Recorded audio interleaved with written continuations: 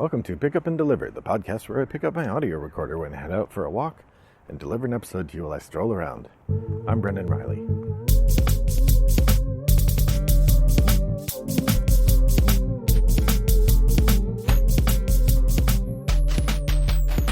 Well, good afternoon, listeners. It is a lovely day here in suburban Chicago.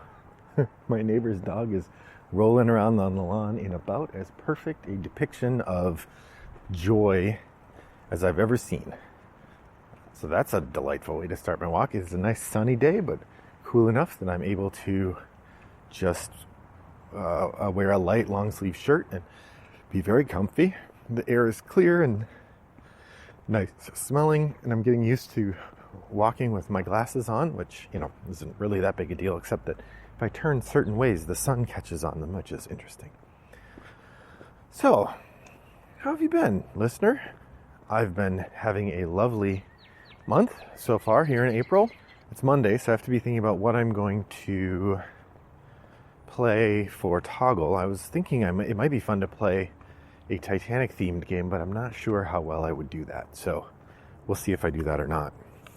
But I had an idea for today. This is based on a Board Game Geek conversation. I know, shocking. I am part of a group that posts a once a month list called the Greater Eclipse Chat League or something like that. I don't know what the title comes from, but the once a month somebody from the group posts a list of questions based around a theme, and then we all kind of weigh in and share our thoughts about that theme. It's just a nice way to check in with some folks and get to know a couple other people and have another thing to chat about. And in the conversation last week, there was one that was sort of like favorite game components.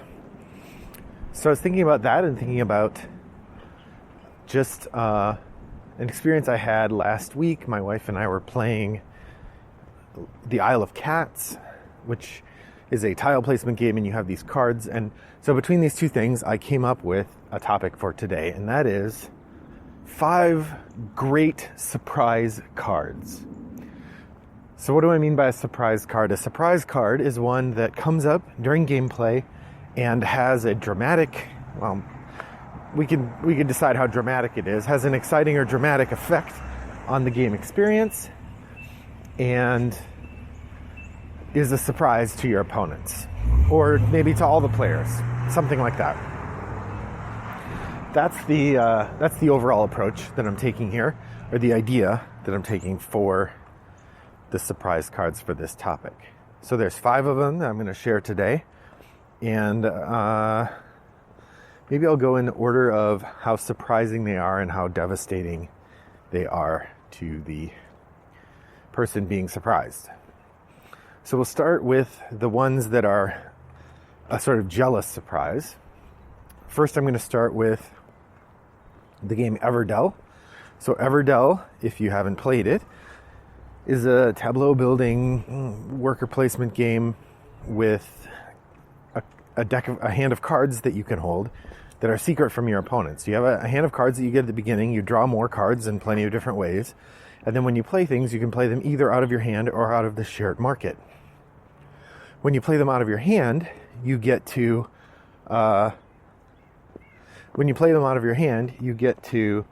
surprise people by what you have. So sometimes you'll have a card that synergizes really well with what you've been doing, etc., etc. So one of my favorite cards to emerge in mid to late game in Everdell is the Dungeon. So the Dungeon, actually in combination with the Crane, I think it's the Crane. I can't remember the name of the other card. So but the Dungeon is the one I'm thinking of.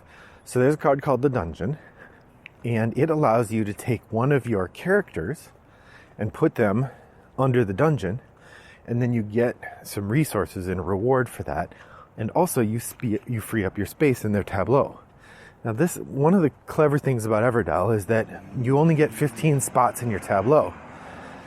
And so each time you build a character, which are often worth very few or no points, but give you resources for your engine, you're taking up a slot in your tableau that otherwise you might be able to get points for. And there's almost no ways in the game to get rid of cards once they're in your tableau. The dungeon is one of the few exceptions. And the dungeon will get rid of characters rather than critters, rather than almost all the other cards will get rid of buildings.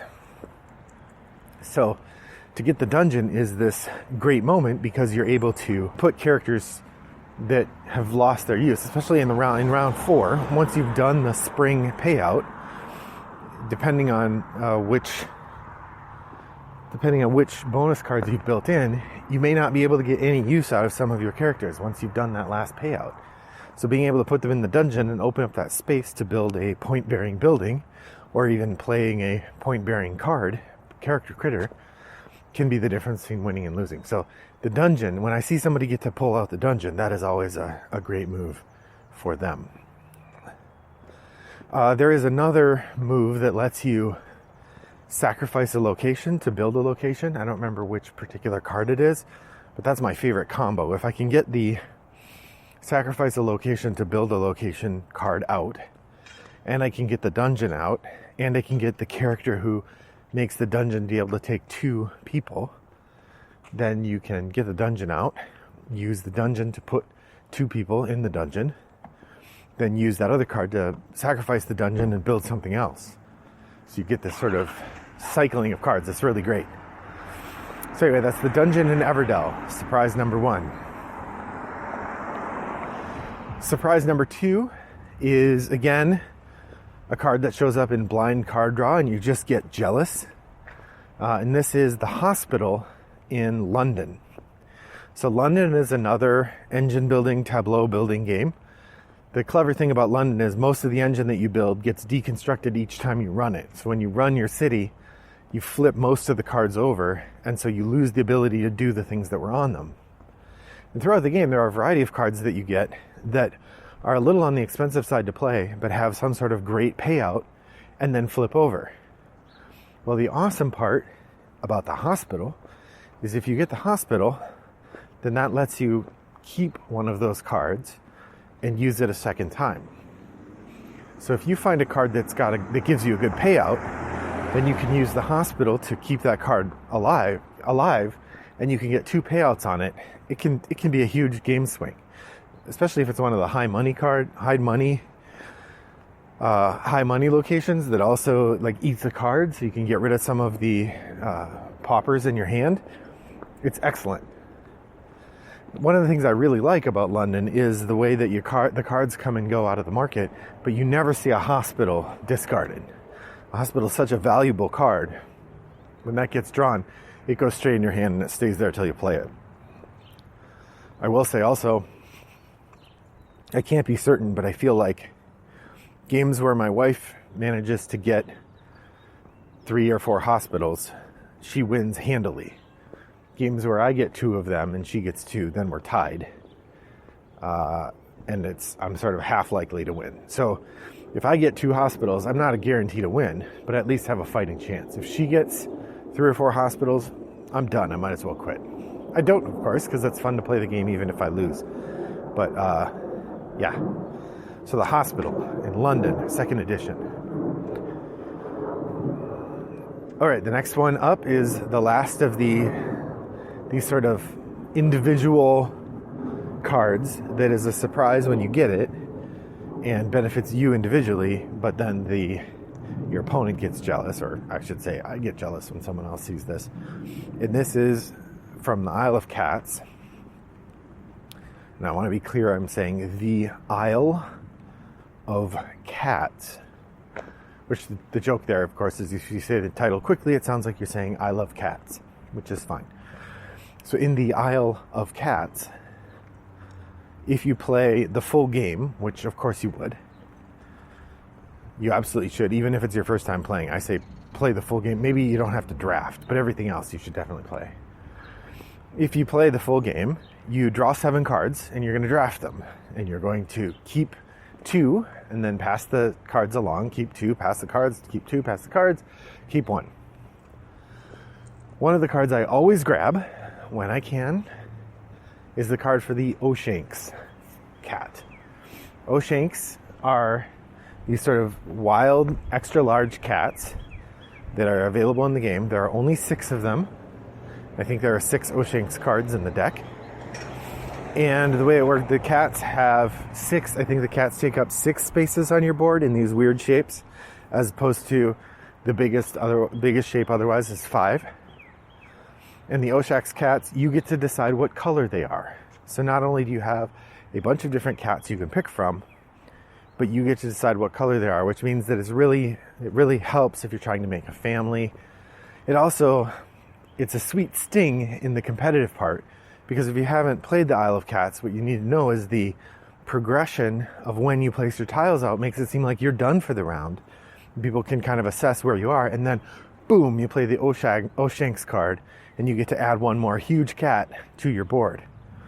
Yeah, so the way the game works is you get money, or fish, then you draft the cards, and the way it works is you take 7 cards, but then you have to pay for each card you decide to keep, and you do that, then you pay for the cards.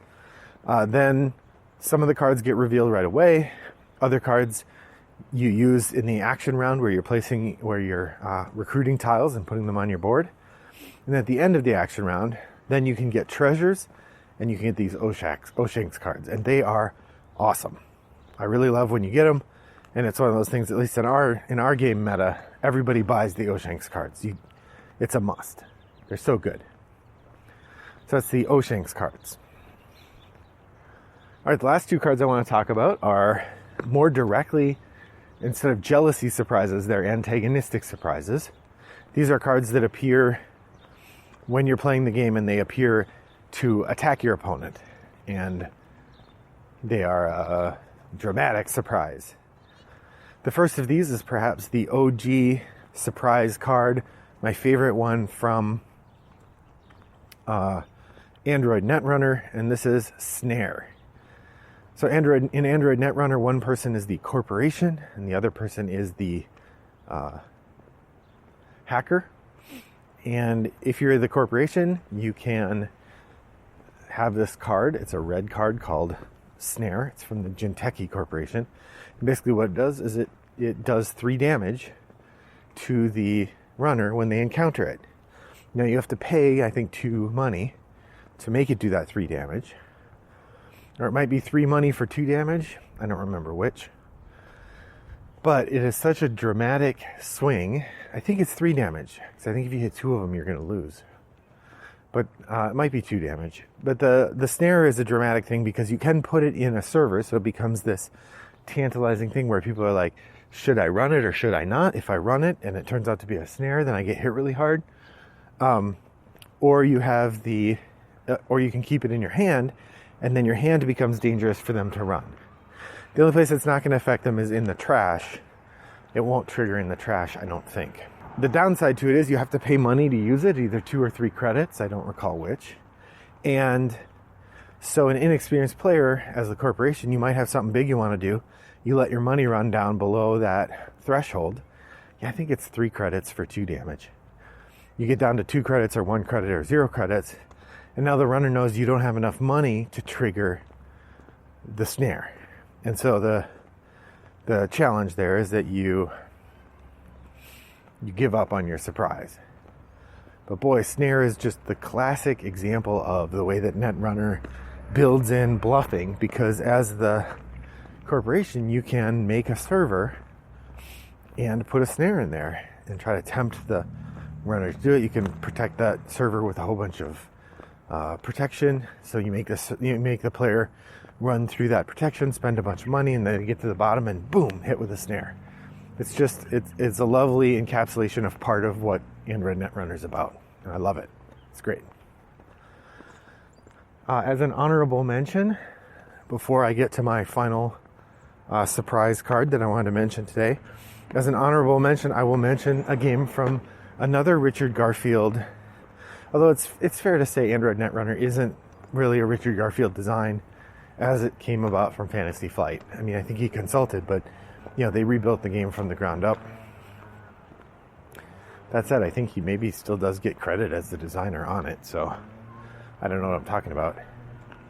But one of the other Richard Garfield CCGs that came out in the late 90s was the fantastic game Vampire: The Eternal Struggle.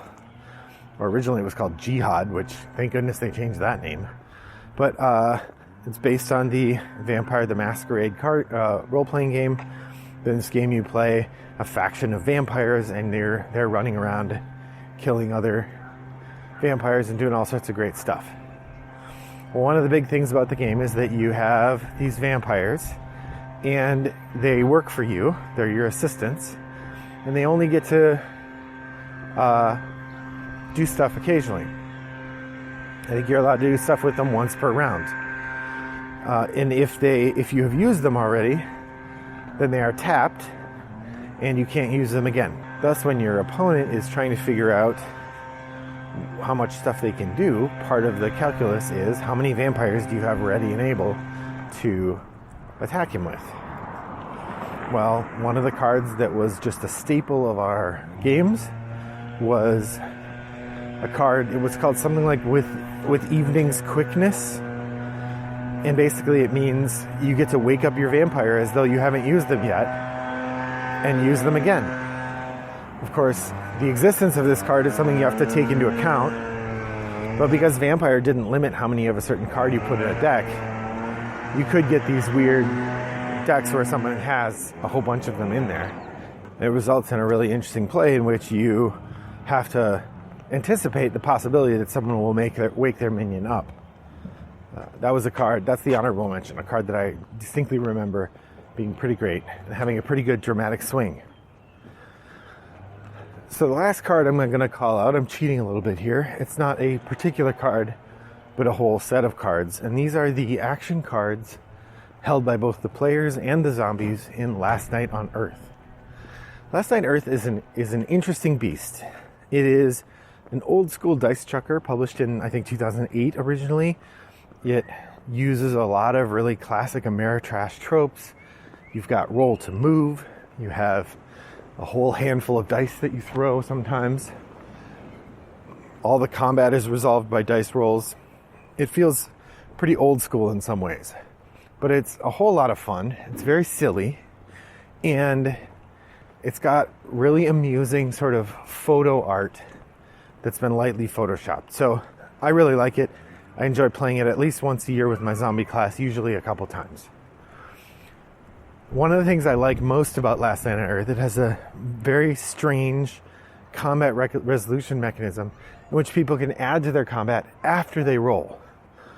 There aren't very many games that let you do that. Most games, you have to commit your resources up until the time that you roll, and then once you roll, it's resolved. Now maybe you'll get a way to re-roll some dice after you've rolled them, but Last Night on Earth consistently lets you use cards kind of whenever you want, as long as you still have them. So there's this really interesting thing that happens, especially in important fights, where the human and the zombie will both roll. Maybe the zombie wins, so then the human plays a card that lets them roll a couple more dice. Who does that? What kind of game lets you add to your random roll after you've rolled it? Well, Last Night on Earth does. And then, if the human is now ahead, now maybe the zombie character adds some cards as well. And they're like cancel cards that can be played by anybody at any time. So you could have the zombie character plays a card then that lets them roll extra dice, and maybe one of the other players cancels the card the zombie player played. Or the other players might have a thing where, let one other player roll an extra die. And so you have this weird back and forth that emerges out of the hand of cards even after the dice have been rolled. And it's the after the dice have been rolled part that makes for a really interesting duel, because certainly there's a stand-up moment in the big fights where you're rolling the dice and everybody kind of stands up and wants to see, who won the fight. But then you have this secondary element where, okay, the humans won the fight, and then the zombie's like, well, nope, I have another card. It's an excellent little twist on a pretty standard mechanism that allows for some really deep play, even in a really light game. So that's my last surprise card for you today. The combat cards in Last Night on Earth. What surprise cards did I miss? Which ones do you think make a big splash when they show up in a game? Hop over to Board Game Geek and Guild 3269 and let me know there. Or you can email me, Brendan at Rattlebox Games, or send me a direct message to Wombat929 on Board Game Geek, or any of the asynchronous platforms, Board Game Arena, Boitaju, or Yukata.tv. Thanks for joining me today. I hope that your next walk is as pleasant as mine was. Bye-bye.